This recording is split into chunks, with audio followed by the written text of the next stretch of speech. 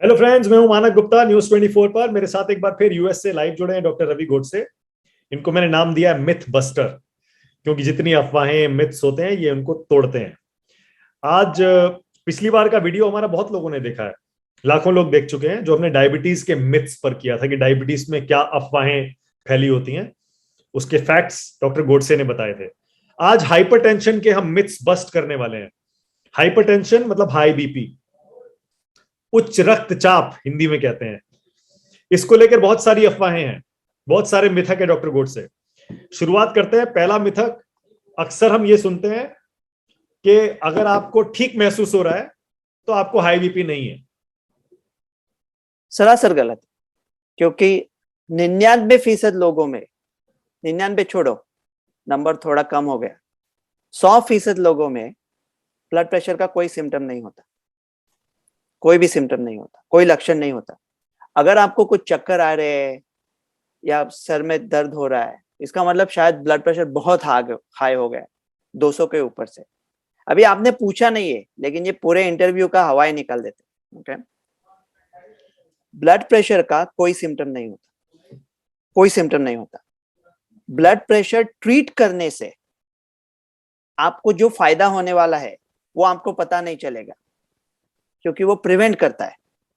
मतलब जब दुर्भाग्यता से भारत के पार्लियामेंट पे अटैक हुआ था ना, अगर उसके 2 दिन बाद और एक अटैक होने वाला होता और पुलिस लोग उसे रोक लेते, तो उनको कोई क्रेडिट नहीं मिलेगा ना। जो हुआ नहीं, हमको पता कैसे चलेगा? तो ब्लड प्रेशर एक ऐसी कंडीशन है जिसका कोई लक्षण नहीं है, और जिसका ट्रीटमेंट करने से आपको जो फायदा होगा वो आपको पता भी नहीं चलेगा। तो ज्यादातर इंडियन लोग कहेंगे ये साला डॉक्टर फार्मा का एजेंट है, हमको दवाइयां बेच रहा है। तो ये सबसे बड़ा मिथ है ब्लड नहीं प्रेशर। तो पता कैसे चलेगा फिर कि हाई ब्लड प्रेशर है किसी को या नहीं है? देखो, काफी सारे लोगों को ब्लड प्रेशर होता है। अमेरिका में कहते हैं 60 करोड़ लोगों को शायद ब्लड प्रेशर है, 50% हमारी आबादी।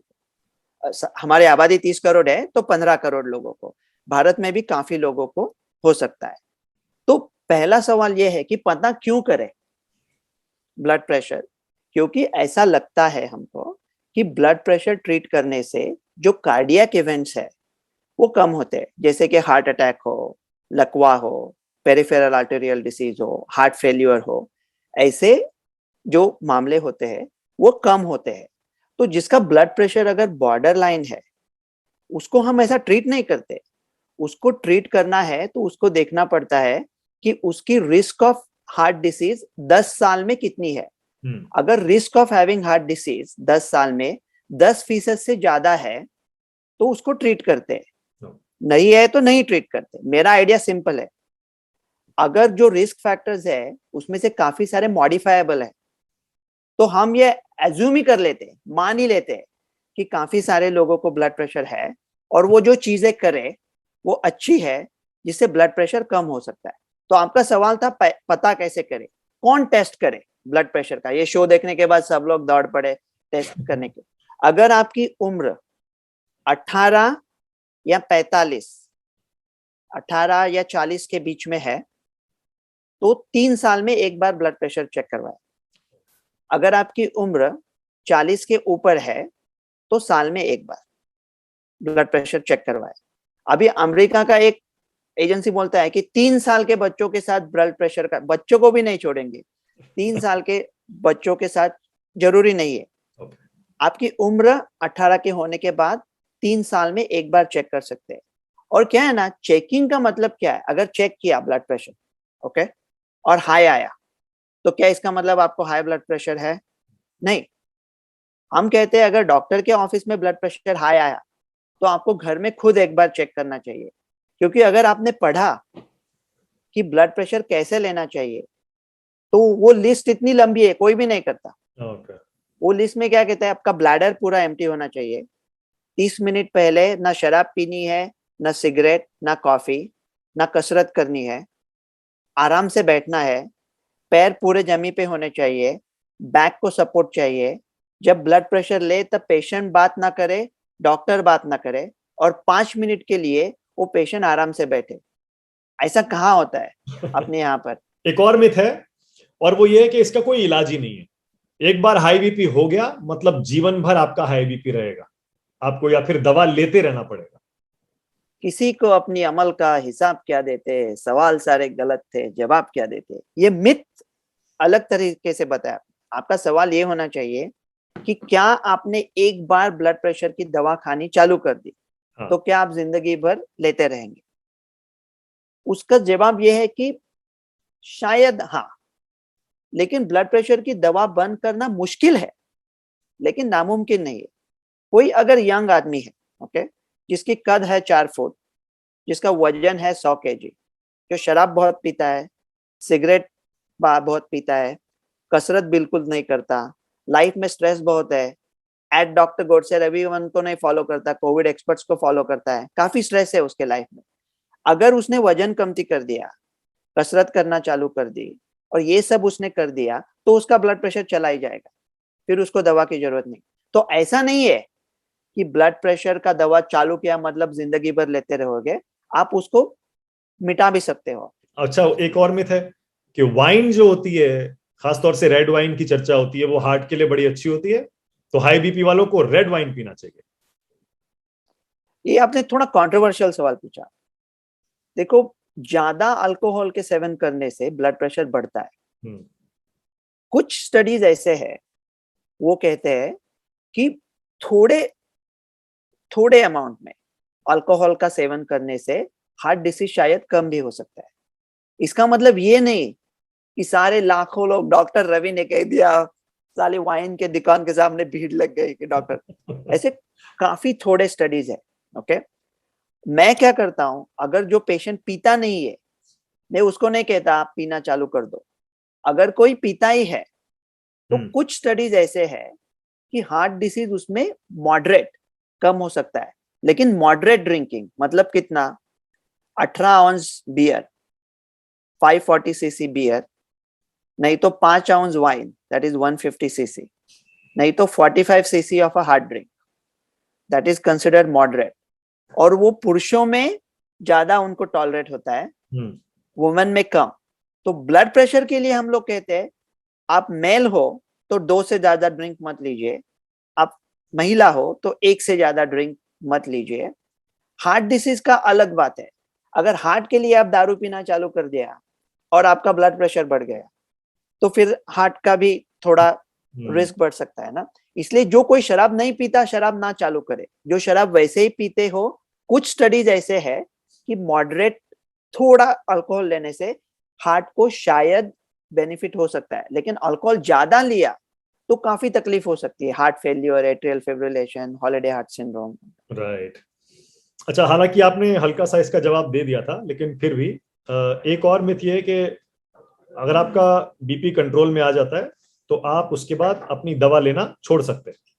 तो दवा लेने से अगर ब्लड प्रेशर कम हो रहा है तो दवा छोड़ नहीं सकते, लेकिन बाकी की जो चीजें हैं, कसरत करना, स्ट्रेस कम करना, नमक कम खाना, वो चालू रखनी चाहिए।